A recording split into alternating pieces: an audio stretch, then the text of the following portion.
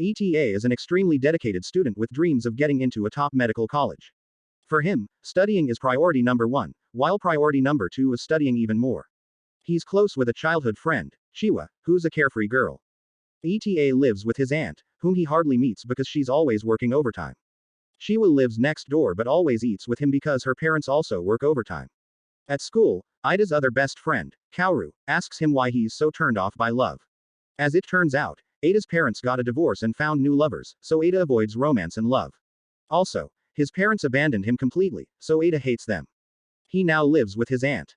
One day, a new girl named Asuju joins the class and is put right next to him. Misuju is really beautiful, with silvery hair and blue eyes. All the boys develop crushes on her. They're all jealous that Ada gets to sit next to her, as if he cares for that lovey-dovey stuff. Ada only wants to study because of his dream of getting into medical school. He does not even look at Masuju. One day, Masuju asks him to walk home together and says that she likes him. All the other boys scream in shock, while Ada just wants to disappear. But Masuju takes his hand and they walk back home. When they're alone, Masuju reveals the truth. She just came back after living abroad for most of her life. Ever since she joined this school, she's been asked out by 58 boys. She didn't accept any of them because she also apparently hates the idea of love and romance like him. She asked Eita out because she wants to put an end to all those approaches without actually dating. She asks him to be her fake boyfriend. Eita declines the offer, but Masuju has no intention of letting him go. She pulls out his journal and reads all his private stuff in there, his secret fantasies of being an ancient warrior and other embarrassing stuff. She threatens to release them if he does not accept her. Eita has no choice but to be her fake boyfriend. But more than anything, Eita is worried about how Chiwa will react. Chiwa does not react well. She literally comes running to them and yells at him. But Masuju talks to her gracefully and pulls Eita away. Asuju forbids him from telling their secret to Chiwa. Instead, she meets Chiwa. Since Chiwa has always wanted to be more popular, Masuju creates the club for young maidens to recreate themselves, vows where they can learn to become more attractive and popular. Chiwa says she wants to attract a senior boy from the basketball team called Sakagami. Sakagami is popular and nice. Masuju says the people who play instruments are instantly attractive, so she gives Chiwa an empty guitar case to carry around, even though she does not know how to play the instrument. This does gain the other students' attention, but they ask her to play something. Chiwa does some weird stuff and runs away. Misudu starts laughing like the evil witch that she is. Later, Eita scolds Chiwa for being so careless, as she apparently has an injury from an incident. She was a huge part of the kendo or swordsmanship club, but she got into an accident where her hip was severely damaged. Later, Masuju says that Chiwa should ask out Sakagami. Eita is concerned, but Chiwa says she'll be fine.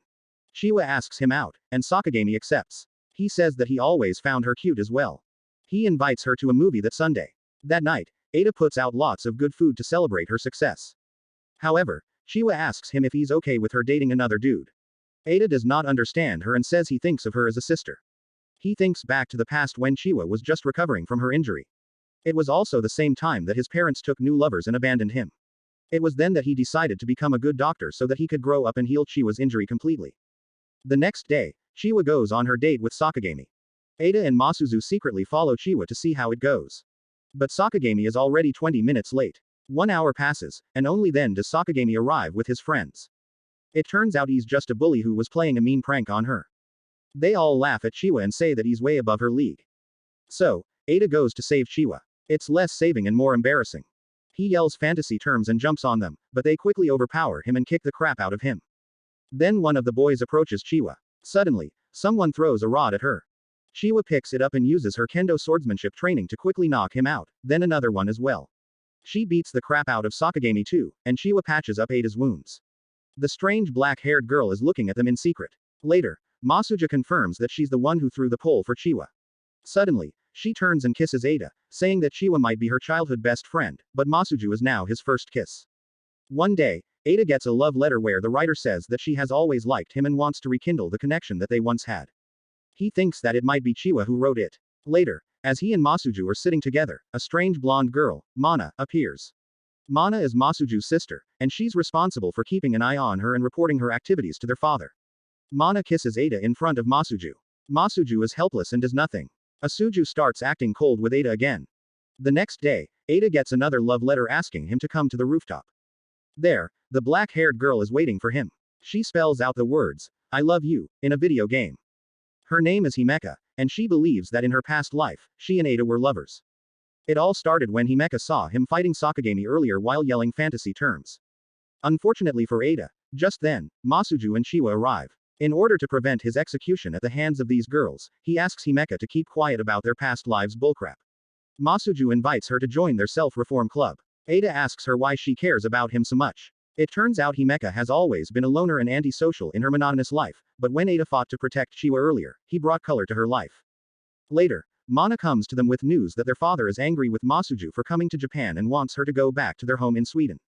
Surprisingly, Masuju does not fight back, she goes to get ready. Just then, Himeka comes with a poem she wrote for Eita. It's about how an ideal maiden should behave, but suddenly, Mana steals her notebook and reads all her fantasies, causing Himeka to get embarrassed and start crying. Eita tries to stop her, but her bodyguard stops him. Eita gives a heartfelt speech about how people should maintain their fantasies. Seeing this, Himeka yells at Mana to go away. Due to this new change, Masuju also decides to stay back. She also forces Mana to apologize to Himeka, which she does begrudgingly. One day, Eita goes to the nurse's office because he's unwell. When he wakes, Himeka is sleeping naked next to him. Chiwa and Masuju get suspicious, so they barge in. Suddenly, a member of the student discipline committee, Fuyumi, enters the room and scolds the girls for creating a ruckus. Chiwa claims that Fuyumi is just jealous of them as she probably doesn't have a boyfriend. Fuyumi says that she does have a boyfriend, but he's a college student in Tokyo. Since she's not on good terms with them, Fuyumi closes their Little Maidens Club. Summer vacation starts, so Eita begins his supplementary classes outside school. Fuyumi has also joined the same class. She becomes happy but immediately pretends not to care about him. Just then, Kaoru also comes and reveals he knows Fuyumi as they went to the same elementary school. Later, Kaoru tries to introduce Eita to Fuyumi, but she still talks rudely to him. Finally, she gives him a bit of her lunch, which he likes. Fuyumi gets happy and goes for a little run, literally. Kaoru invites Eita and Fuyumi to a movie. Masuju believes that Fuyumi's boyfriend is fake, and she wants Eita to find proof of that. They want to blackmail her to get the club running again. Asuju asks him to make Fuyumi fall in love with him. He will also be accompanied by Chiwa, who will pair with Kaoru. They execute the plans. The next day, Fuyumi asks Eita if he remembers something from kindergarten. When Eita does not remember anything significant, she gets upset. During the movie, Fuyumi and Eita sit on either side of him. They get excited with the contents of the movie and almost crush the poor boy's hands. It turns out Fuyumi and Eita were super close when they were young. She moved away for a long time. Now that she's back, however, Eita does not remember her. One day in their supplementary class, Eita and Fuyumi's notebooks get exchanged. He reads her notebook, which is filled with her imaginary interactions and fantasies with an unnamed boy. Fuyumi finds out and chases after him, and they end up on a back staircase. Fuyumi cries in embarrassment, but Eita reassures her by revealing that he, too, makes up his own fantasies, and it doesn't have to be embarrassing. Fuyumi thanks him and hugs him. Later, she invites him for a walk, and they go to their childhood locations where they used to play as children. When they see the fireflies in an old staircase, Eita starts to remember his past with Fuyumi. Then, Fuyumi pulls out a piece of paper that they once wrote on when they were kids. It's a marriage registration written in crayon and signed by the two of them 10 years ago. Eita is shocked that he did that. Fuyumi also confirms that her college boyfriend is fake, and then she demands that Eita stamp the marriage registration with his fingerprint. But he runs away, leaving Fuyumi stunned. Later, Fuyumi allows them to run their club again in return for letting her join. Now that Fuyumi's in the club, she reveals to Chiwa that back in kindergarten, even before Chiwa knew Eita, she and Eita were already close friends. This upsets Chiwa, as she has always claimed to be Eita's first childhood friend. However, Masuzu quickly changes the subject, reminding them that they are now officially a proper club with the minimum of 5 members. They need to prepare for the summer training camp. They decide to go to the beach, but Chiwa is still upset about what Fuyumi said.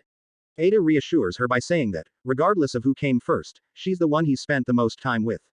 Chiwa happily hugs him. Masuzu, feeling left out, mentions that she's the only one who doesn't have any memories with Eita. To console her, Eita promises to make plenty of new memories with her starting now. Later, Eita introduces his friends to his aunt and guardian, Seiko. Immediately, Seiko senses that Eita and Masuzu are fake dating. Seiko, who works in a video game company that makes cute games for adolescent girls, has developed an intuitive sense for how real couples behave. As they discuss how to raise money for their trip, Seiko suggests that they work with her in the promotion of her company's new game, Order.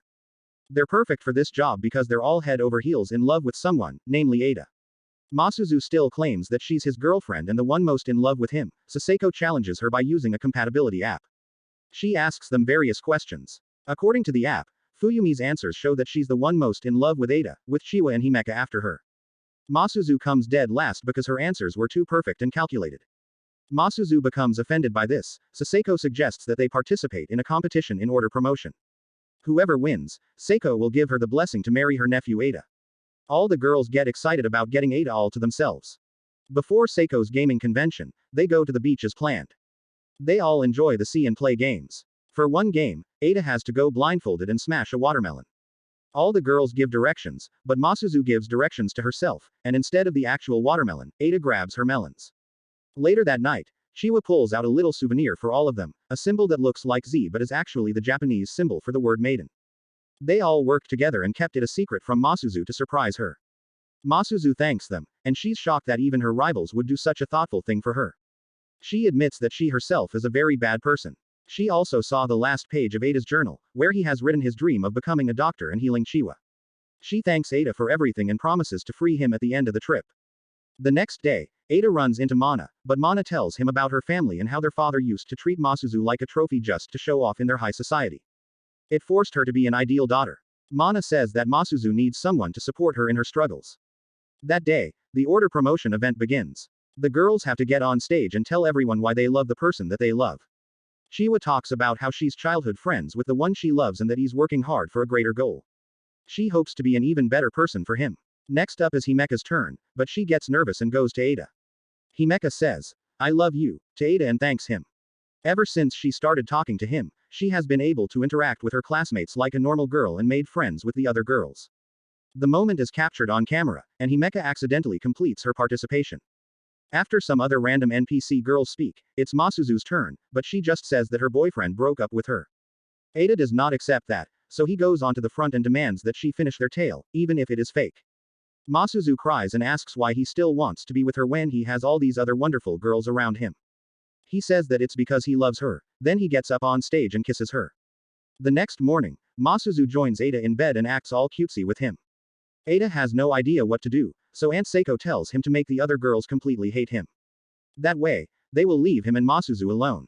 So he goes to Himeka and says that he's not really her lover from the past lives, her real past life lover has reincarnated somewhere else in the world, but she does not believe his BS and just jumps on him.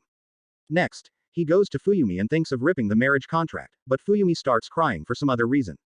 Eita panics and accidentally gets a paper cut, resulting in a bit of his blood on the paper as his signature.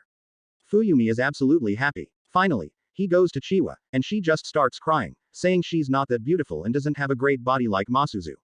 Eita goes to console her, but she turns around, and they end up kissing. Chiwa tenderly tells him, "I love you," and even Eita blushes. Masuzu sees this, and they get into a fight. Looks like Eita's troubles have just started.